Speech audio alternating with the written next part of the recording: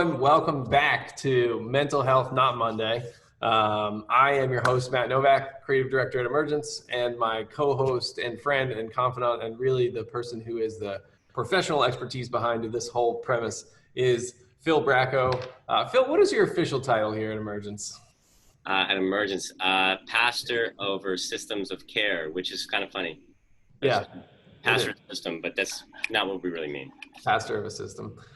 Cool. Well, if you guys have not been tracking with us for the past 27 weeks, Phil and I get together sometimes regularly, sometimes occasionally, and we talk about really all things mental health. You know, I think the early part, Phil, and feel free to jump in wherever you want, but I think the early part was a lot of just maybe demystifying things like anxiety and depression and fear, and trying always to look at it through the lens of Jesus. And recently, if you've been with us, you'll know that we've kind of done like almost a 3 or 4 part series on what it's like to go through therapy. If you either have a mental health issue or you're just experiencing some duress and need to seek counsel somehow. And you gave us some really cool, and we kind of almost did like a fake session, which might have felt more like a too real of a session for me, where you kind of talked to me about what it would be like to have a session. And then we've talked along the lines of what your options are. And today, you and I talked, Phil, about maybe just talking about almost like the ride after that. The ride after everything is very exciting and you're like kind of, experiencing a lot of release and joy from those first couple sessions where you like, oftentimes for people, for the first time, you've had a chance to really verbalize things and talk about things. But for me, we were talking in passing the other day, one of the things that's really been on my heart has been what it's like for people who are in recovery or just, kind of struggling with mental illness, what it's like to ride, like, it's not a trajectory. It's always upwards, right? It's like some up and then some down and up and down. And I don't know if it's mental health ease or Christianese, but it feels like it's really easy to say peaks and valleys, is like kind of that thing. And as I share with, a lot of my friends, like personally, what I'm always looking at is peaks and valleys, but peaks that hopefully get a little higher. You're like a little closer to maybe being the person that Christ wants you to be in your normal walk, but also with your mental health struggles and things like that. So I almost want to just lay that out there, Phil, and kind of let you go and see where it goes from there. Because we talked about it, and I think you've got some really interesting points. What do you think? Do I need to lead you closer to the water? No, I think we're good. Yeah, I think we're good for now. Cool. Hey, why don't we pray, man, to start? What do you think? That's a great idea. Let's do it. Would you like to pray? I think I prayed last time. Yeah, I'd be happy to. Cool. Lord God, we give this time to you. We invite you into this conversation. We know that you're always there with us, but Lord, we're inviting you specifically here now. Lord, just asking you to bless us with your presence. Allow us to see what you're saying and just be aware of what you're doing, to not get in the way of that. And so, Lord, would you allow us to sit at your feet today, to learn from you. Fill us with your spirit, even as we talk, and direct our thoughts and conversation. And Lord, use this time, Lord, even to allow for healing and transformation. Lord, any time that we are in your presence, we know we can't walk away from that unchanged. And so we long for that. And Lord, you are the power for change and transformation more than anything else that we could ever, any wisdom, any knowledge that we could have, Lord, any clinical strategy, or Lord, you are our hope. And so we look to you today for that. Allow us to see you, and we'll give you the praise and the glory for the work that you do here today. In Jesus' name, amen. Amen. That's that way, Phil. Yeah, so first thing is, sure, that initial bump. And then the other thing, when therapy starts, I think for the majority it can be this way. If you have a relatively, if you have a positive experience and there's connections right with you and your therapist, um, and uh, and then the process afterwards, what's maybe some average expectations, normal expectations around that process, and maybe what are some variations in that, depending upon the situation. Sure. Um, so yeah, I think initially that just to lightly touch on that bump, I think especially if we live in a culture that again is I think more isolated than we really I think recognize, because I think there's even the people that seem to have a lot of social contact and are extroverts. At the end of the day, when it comes to like who really knows you, um, when it comes to just the vulnerable part of you, that like where are there parts that you don't, that you're holding back, um, wherever you're isolated and people don't know you, and that's where you're alone. Hmm. And I think there's a lot of people that are still pretty alone. uh, And you kind of mean this in more of a broad stroke culture than necessarily like post COVID kind of quarantine. You yeah, mean I felt it way before quarantine. Yeah, I mean, I can remember sitting down with a group of guys in a discipleship group, um, and these were guys that were leaders, very socially connected. And I can remember at one point just checking in and say, "Hey, what do you need prayer for? What's going on in your life?" And just this mark, this just hit me. I think out of the 14 guys or whatever that were in there, you would never have expected it looking at the guys in the room. 9 of them were like, "I feel alone. I feel lonely," and I just remembered that was like a good symbolic kind of picture of something that I feel like I see a lot. Um, one of the things I've said about therapy is that I think it'd be less in demand, or there'd be less of a need for it, if people did friendship and connection better in general. Hmm. Um, because there's a lot of people that come in and that really have never. There are just some areas of their life that they just have never felt safe enough to open up about and actually talk about. Um, and so something about the confidentiality of the environment, the fact that they don't know me or the therapist and they're not in your normal circles of life, and their professionalism, and the sense of connection and safety that you have, probably help with them taking that, jump. Usually as well, if they're a lot of times they're coming in with some pain, and so that's a good motivator to kind of do something and say something, do you you know. feel like and I'm just going to jump in for a second because I have a question and I'll lose it. But, and I won't name names, but I have a number of friends who, they don't necessarily have like struggle with depression or anxiety or any other mental disorder, but they see a therapist on a regular basis. And it would seem to me, through talking with them, that they keep this like standing therapy appointment because it's a place that can be vulnerable. Do you think that's healthy? So you're saying in the case that they don't have some, Like we've almost like they've usurped the need in like real relationships to be vulnerable because it gets met because of this transactional relationship they have with their therapist. I think that can be, um, it can be, it depends if there's a difference between talking about, um, going from a place of, real therapy where there's something to resolve that's causing complication in your life, Mhm. to enrichment, where you're experiencing benefits from the experience of therapy, despite knowing that you're going to do great even if you're not in therapy.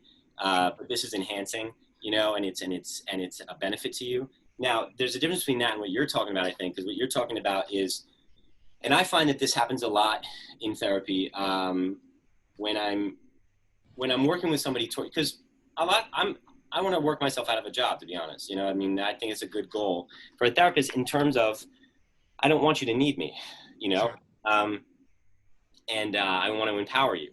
Uh, so, um, so that means one of the goals in terms of transitioning a client out of therapy, and celebrating that is their ability to have connection with other people and Oh, be really vulnerable with other people, and that's one of the milestones. If they don't that's have a that's a real benchmark for you as a therapist then is to like check in with them and see almost as if you've been replaced in like a natural progression of right, relationships. Yeah, like they're not going to be, you're not going to expect clinical, like there's definitely differences.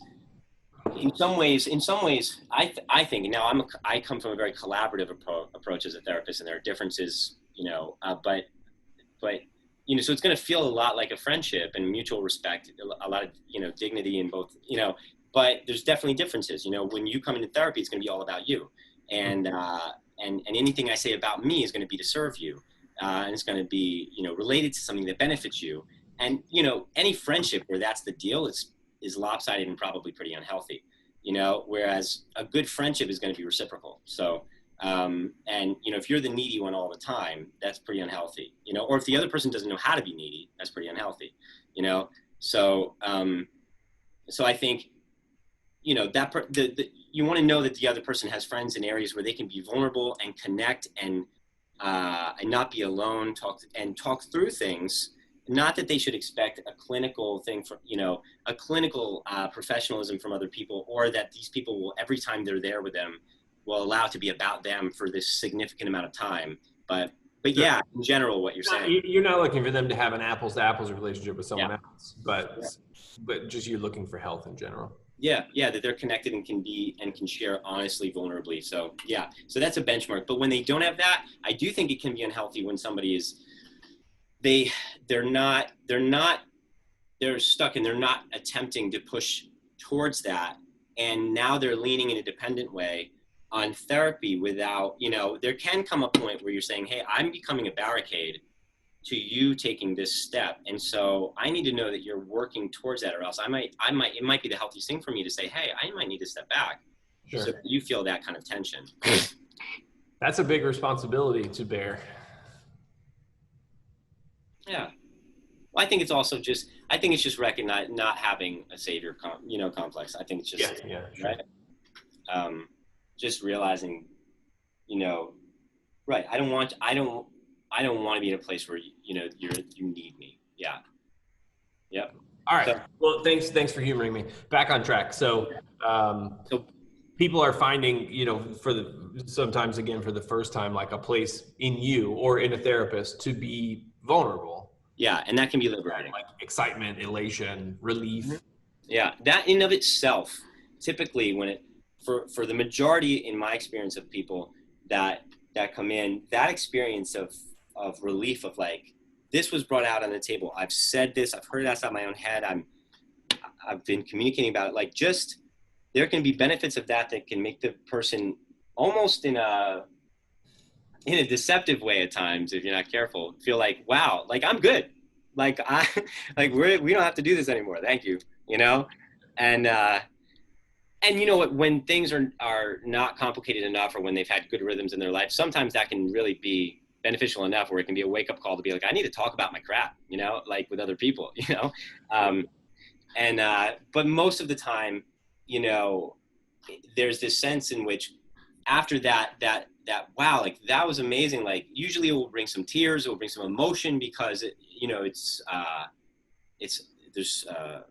I don't know, there's buildup, I guess, or there's, that initial release or ability to step towards that or overcome the anxiety of doing it, I think can really be, and to feel safe and cared for, I think can really be a benefit. But then what can happen is it can almost feel like there's the illusion, it can create somebody coming in after that and then feeling like, okay, it was really good at first, and now I think something's wrong, because I don't feel the same way when I'm coming in, which is kind of like, no, now it's like the work begins, kind of, and in a lot of ways, it's like for those of us who were in some ways fortunate enough to come to know Jesus later in life, it kind of mirrors that similar process where, yeah. like, I mean, you will never see anyone weep in church like a person who just, the Spirit of the Lord is upon them, and they just realize like what their salvation in Christ means, right? Like I still do it every time, like that I'm worshiping, but like for most normal people, it's like they have that moment, and then quickly afterwards, you're telling your friends like, Jesus is the best, or in this case, therapy is the best. Everybody's got to go, and then 4 weeks later, you're like, oh man, I'm still a trash fire, and I need Jesus to fix me more, and I have to do all these things. And it's like, it's very similar. Yeah, totally. Totally. Where, yeah, you know, it's like even for the person who's like, you know what, I encountered Jesus and I never picked up a drug again, and you're like, yeah, and then you had the rest of your like character defects that God was like, we want to start working on that, and your marriage and your parenting and your, you know, and it's like, okay, great, but no matter what miracle happened that like that changed immediately, there's a ton more work that you're going to end up bumping into and that God wants to do in you. And that's why even in that, like, you know, that's where the whole salvation justification at once becomes so important to the whole process, because there will always be work to do. And if you think that, you know, it's like accomplishing that work gets you that, you know, that acceptance, and you lose sight of the reality that I'm already in. It's just looking like Jesus is never going to stop, like that process. Yeah. But for therapy, yeah, it can be kind of just like for the Christian, it can be discouraging to kind of feel like, I thought that miracle changed everything. It was just, you know, from darkness to light, from, you know, from addiction to freedom, you know, to whatever. And then all of a sudden you start dealing with this normal stuff where you're like, this is hard, you know, and, or my stuff comes up and it's like, you know, I'm still a lot of the same, I still got a lot of the same baggage, you know, and it's like, what does it look like now as God is changing my perspective, you know, and the way I'm viewing things, to continue to come forward with that.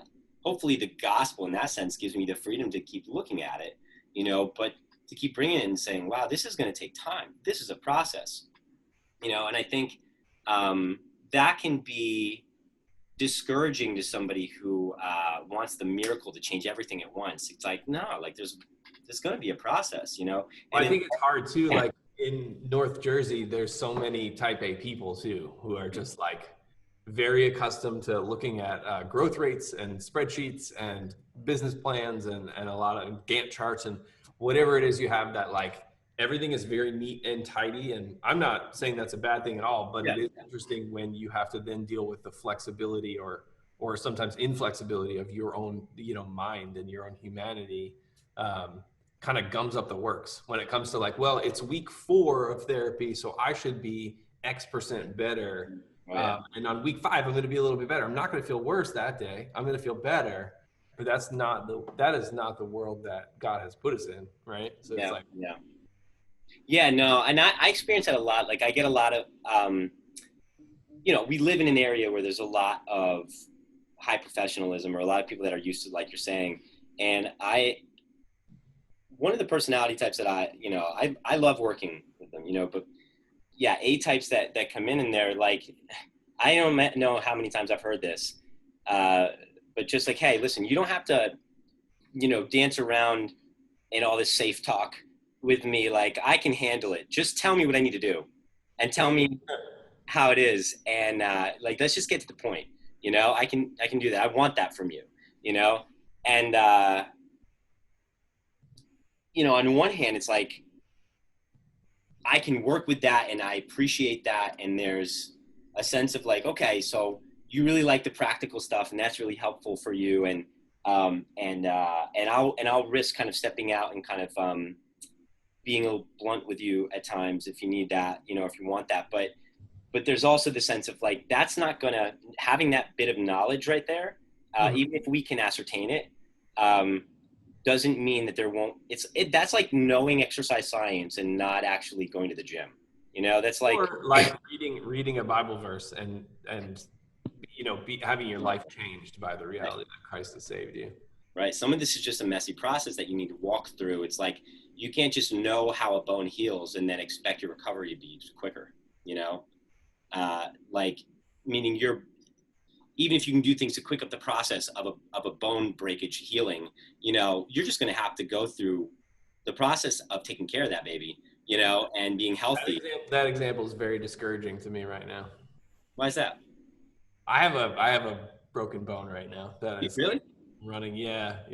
I have a little stress fracture in my foot because I ignored another injury like months ago. But it's so funny because all I do now, like when I get a little like stressed out, I'm like, oh, let me just research how to make bones heal faster. Basically did what you just said. That's like not right. And I'm like, oh, it's so funny. Dude. Well, I mean, there probably are some minor ways that you can make that thing. Yeah. I feel like failure now. That's pretty good, man. Uh, Yeah, yeah. No, cool.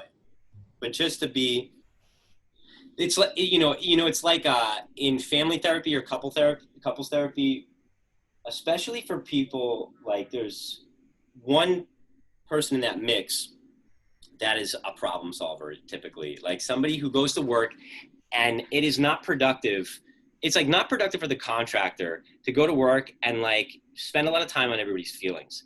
Like the contractor goes to work and it's like, what's the best solution, and what subcontractor has it, and and then let's move. And like if there's a problem, okay, what's the answer? Good, go. And if we're having a conversation that doesn't have to do with answering the problem or solving that right now, then why are you talking to me?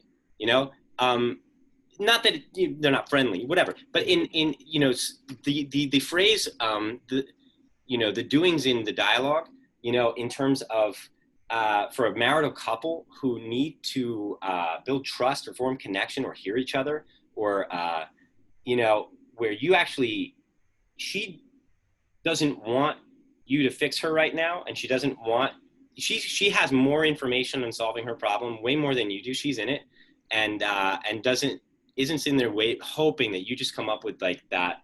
Well, all you need to do is go tell them this. Like, in fact, that's probably just going to shut things down. And what she's looking for is just the ability to hear and say, "Wow, that actually sounds really difficult. You're handling it pretty well." Or what do you feel like you're going to do with that? Like, Validation. it must be tough, and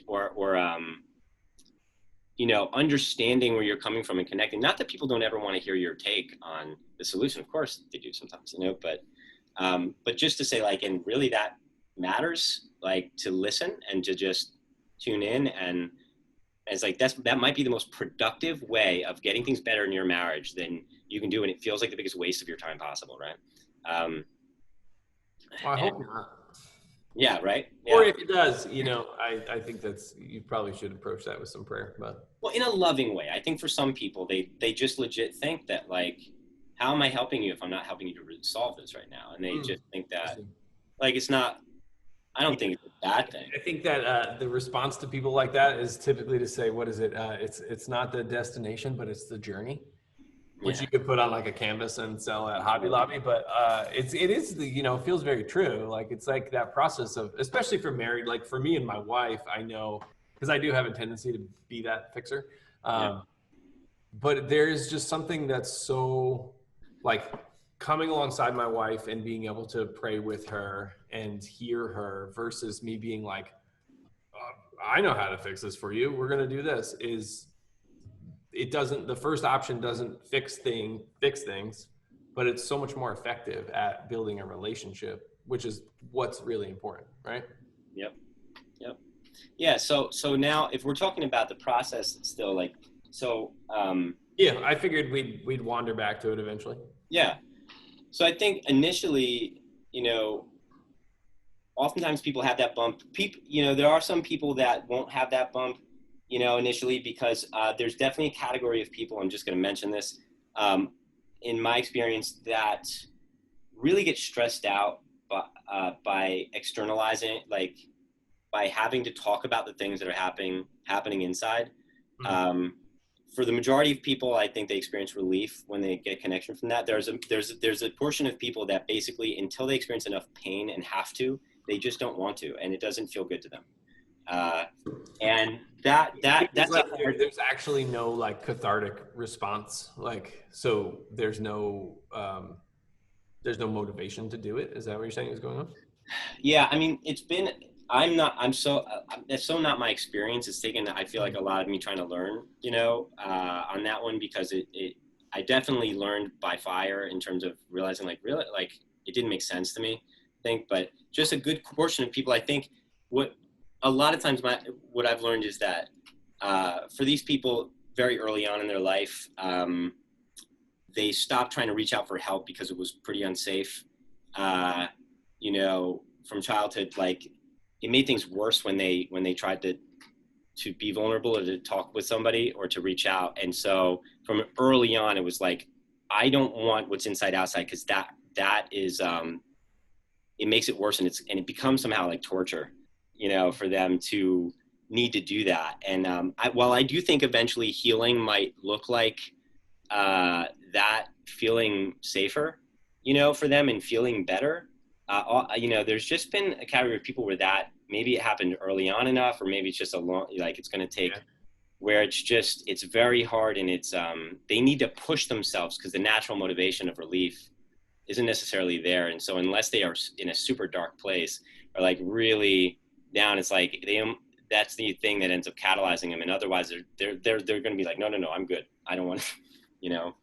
But for the most, does that type of person really think that they're good? They're like, no. Like, is it this thing where they kind of know they have something to talk about, but they feel like it's pointless to talk about it? Like, I guess I'm just trying to figure out, if a person like that, it's hard for me to believe that a person like that might be listening to an online talk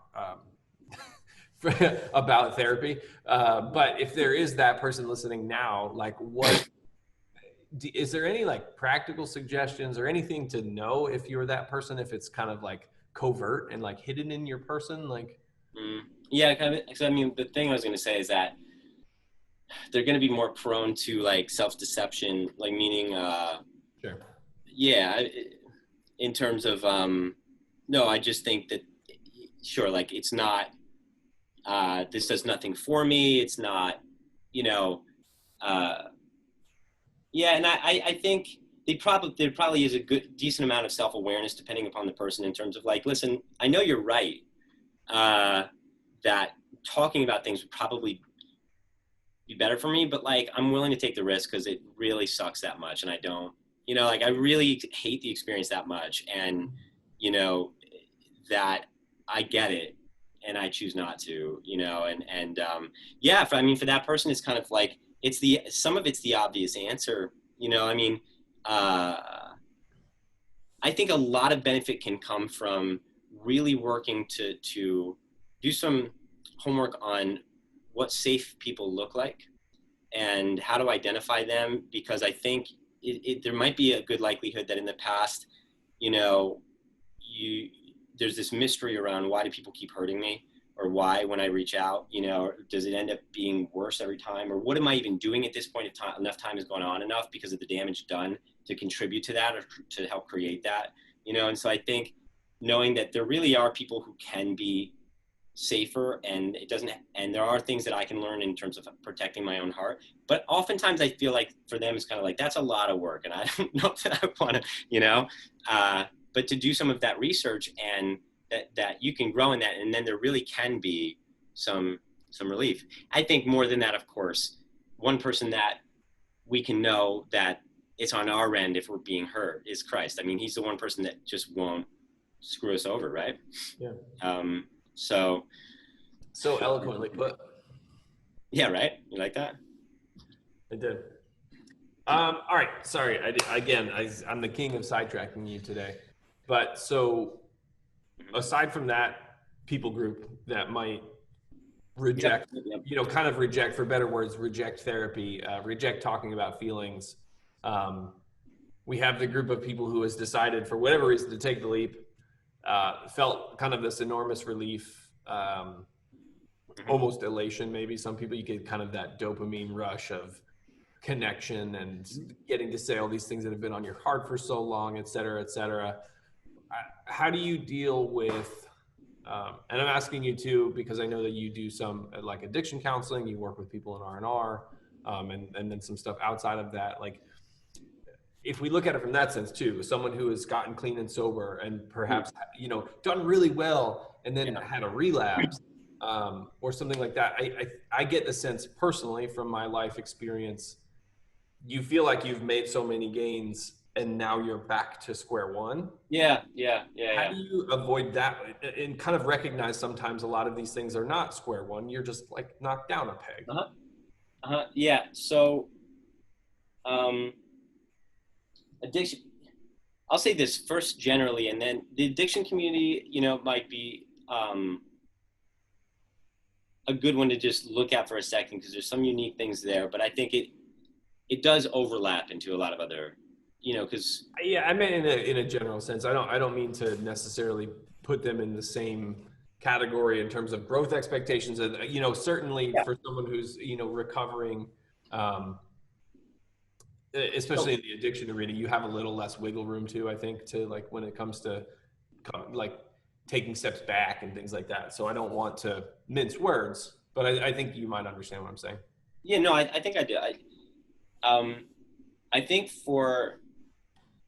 I'm going to separate two main kind of categories. I think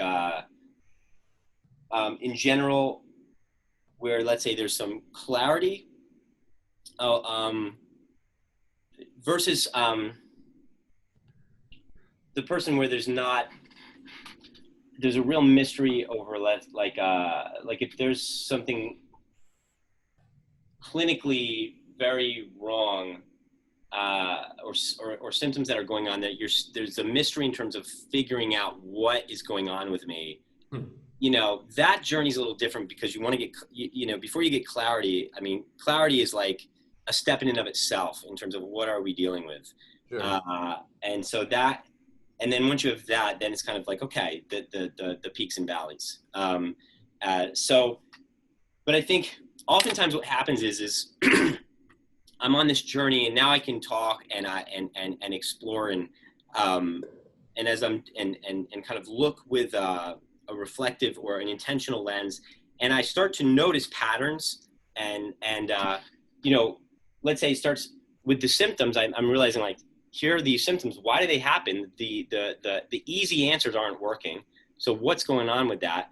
And I start to notice that there's a pattern to my thinking, a pattern in my behavior, or to emotional triggers that I have, and I start to see, as I start to see those patterns more clearly, they become more evident all over in my life, and that usually feels like regression when it's really progress. So in that moment, it feels like I have a ton more problems than I started with, but I'm just more, my eyes are just open, and I'm just seeing more of what was always there. I was just blind to it. And when I'm blind to it, Okay. previously when you're blind to it, it has much more control over you. When you're conscious of it, you feel much more of the fight, because when you're blind to it, you're not fighting it. You're going with it because you don't know. Sure. So you're saying like in those first early steps of recovery, whatever it is, there's a lot of times a moment where even though you're on the right track, things are suddenly where you thought you were like, you knew things were bad enough to get help. You thought maybe, the carpet was on fire, but it turns out the whole house is on fire when you step out of the bedroom door, kind of a thing. Like, and you're like, oh, crap. Yeah. I mean, yeah, you notice, and I think it's not even just in the beginning process. That's ongoing. Like, I do feel like, although there can be like big, initially in the first phases, there's like the big stuff. And then over time, it's the more minor stuff, but it works the same, as time goes on. Like, so yeah, like, as I start to talk about and look at intentionally and deal with, yeah, I start to see the fires all over the house, so to speak, or I start to see how this doesn't just affect me here. Oh man, like, it comes from this, and this thinking pattern is actually, I do this here, all throughout the day or whatever, and you start to, the more you're aware of it, the more you can't miss it when it happens. You start to trip over it, and you're kind of like, I am messed up. And it's like, no, you're not. You're not. It's like, you're still the same person. You're just actually, you see something now. And now that you see it intuitively, you don't want to leave something that you realize is part of the problem alone. And so it starts to employ you to actually start to say, like, that happens, and it happens so automatically that I'm not even sure, like, it's frustrating me that I know it and it's not stopping. Yeah. Like, how do you train people? Like, train is probably not the right word, but I'll use it anyways. Like, how do you train people to not get fatigued by that? It's like the allegory of the cave. Like if you sit there and you're looking at the shadows on the cave wall the whole time, if you turn around and you see the real thing, you can't unsee that. You can't turn back around and look at the shadows dancing on the wall and be like, that's my reality. Back here, there's this, so like, what is it to what you do on a professional basis that you're almost looking out for, like, these, I don't want to call them pitfalls because they're like, that's kind of how you make breakthroughs, right? But how do you, Yeah. like, every 2 weeks or every month or something, like learn something like all crappy about yourself where you're just like, oh man, here's another thing I got to work through. Like, Yeah. Well, again, usually it's much more, I think, intense depending upon how much dysfunction you were embedded in, you sure. know. Previously, it's like the water you were swimming in that you didn't really realize, you just thought it was the norm. Uh, and so it depends. And then and usually, yeah, I think that and I really believe that God doesn't give us more than we can handle, but I think part of it is that part of it's that reframe, and it's that reminder, of progress in this. And but there is a little bit of the Matrix kind of feel to it, where it's like once you take that pill, yeah, I mean, like, your eyes are open to this reality and you see it, and there is a sense a lot of times where it's like, stop bothering me, where people have this reaction of, I don't know that I want to know this anymore. It's like, I want to go back to Egypt feel, uh, this I is like that. This is like perfectly through like a strange looking glass, perfectly described our relationship because I referenced Plato and you referenced the Matrix and the Bible. Wait, what is that? How does that? It was just funny, like the whole allegory of the cave, and then you're like Matrix, but then no, I want to go back to Egypt, but I can't. It was very funny, like how you and I are on the same wavelength, but like 2,000 years apart sometimes. Yeah, thanks for that. Yeah, that's good. Sorry, I just couldn't help it. But The beauty of our friendship. Yeah. yeah. Um, yeah. So I think there's that sense of where it can be discouraging. It can be like, what the heck is wrong with me? This comes up like, I remember a guy who yeah, he noticed himself ramp up in speech, in conversation, when he got like when he was getting defensive, or when he felt like a need to prove himself on something, he like which he wasn't conscious of before, uh, and then all of a sudden he'd watch his speech accelerate, and he couldn't stop seeing it. Would happen all the time, and he'd now have this reaction where he'd be like, every time it happened, because it's like, oh my goodness, I have such a rev up when I'm talking to people where I want to explain myself, because I'm afraid that you're going to think I don't know, like I don't know stuff. Like I want to prove myself to you. But it happens so often where it's like, how many times a day do I have to cool the engine down, slow it down, and pull myself back from just, speeding through, like, well, I know this and I know this and I know this and I know this and I know this. And I explain things that you have no idea what I'm talking about.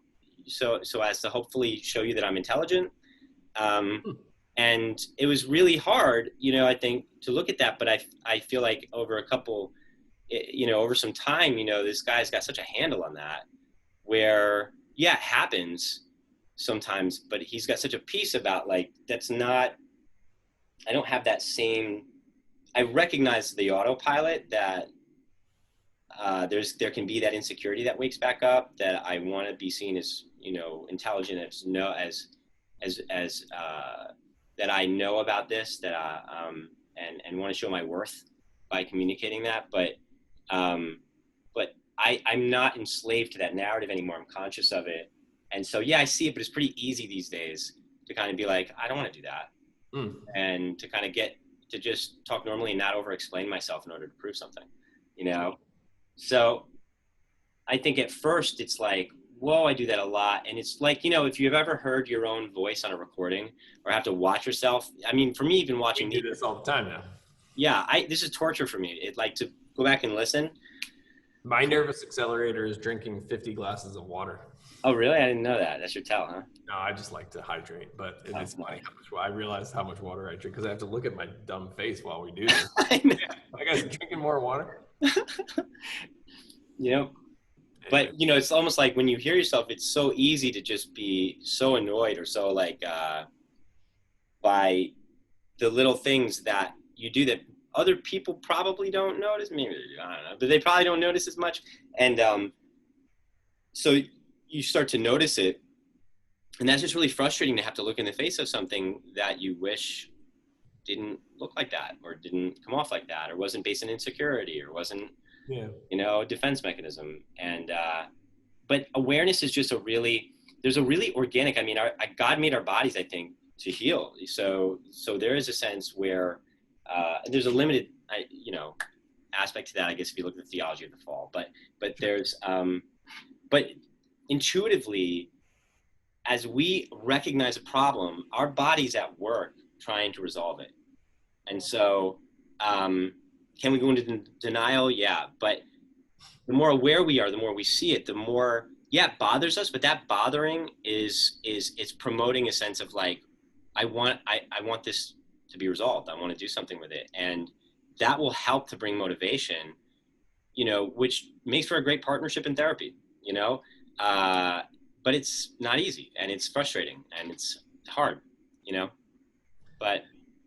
but it's worth it to push through. yeah, and it becomes clearer, and you have a sense of like what you're dealing with, and you also have something that's pretty measurable to celebrate when you start to see aspects of what was so definable before that you couldn't not see start to change. It starts to be pretty easy to recognize and to celebrate. So those become real wins later. Yeah, that's super cool. I think a lot of it goes back to expectations too. We talk about that a lot anytime we talk about mental health, right? It's like so much of it has to do with unmet expectations or just unrealistic expectations.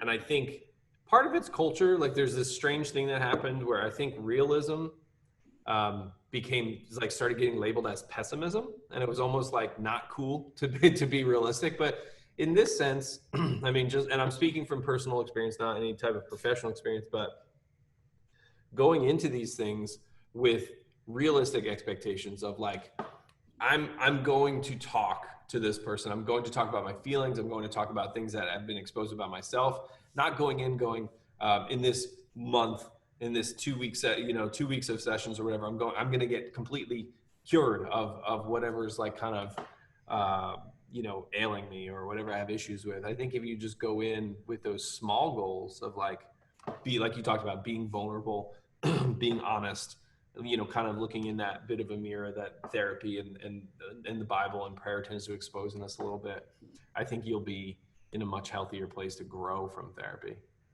Yeah. Yeah. And I mean, there is a sense where for a lot of people, and this creates kind of different milestone reassessment points in therapy. You come in with a particular maybe hope or a problem to fix or goal, and but that usually has some roots and there's a history behind it, and so you're not sure what you're going to find, and so sometimes you resolve that goal, but you become aware of a number of things that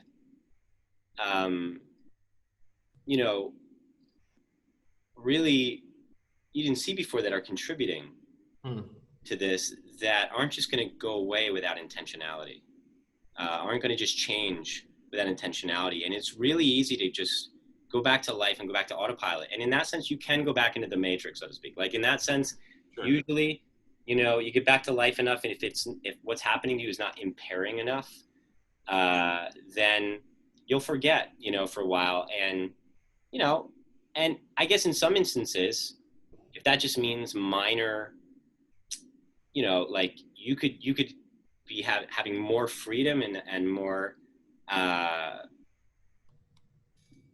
be more whole, so to speak, and get more out of life, or live more to your potential, and you're out 15%, on that. For some people, it's kind of like, that's cool with me. That's worth it. And it's not like, but it's when it starts, I think for some people it's, I want to engage this. And I think that's exciting to me when I see it, is for people to say, but I want more, and I know there's more, and I'm having trouble figuring it out, but I don't want to just be content. I want to know how to make the most of the potential God's given me. That's like the talents, and using them to get as much return as possible. So nice plug from last week. Yeah, right. Very cool. Well, hey Phil, I just looked at the clock and I'm out of time, so I think this is a great spot to wrap anyways. Good. So thank you as always. Housekeeping stuff. If any of this has sparked your interest in therapy and you don't know where to start, you can always go to emergencenj.org/counseling. Fill out the form there, get some more information. Phil or someone from his team Mhm. will get in touch with you. Also, if you are generally struggling with what they would say in the R&R vernacular as hurts, hangups, and what's the last one, Phil? Habits. Habits. You can come out to Emergence on Tuesday nights. Come at 6:30. Hang out in the cafe. Everything starts at 7. Still doing it on Zoom, also. Yeah, both Zoom and live, and that one too. Again, is we've really, even if you, even if you're just showing up and to just attempt to be more vulnerable, take your mask off, and practice being connecting with others and not having to it being the normative to not to be able to Phil means your figurative mask, not your literal mask. yeah, you can come with a real mask. Actually, that's true. We do wear masks when we 2020, bro. Corona times. You gotta figure out a new analogy.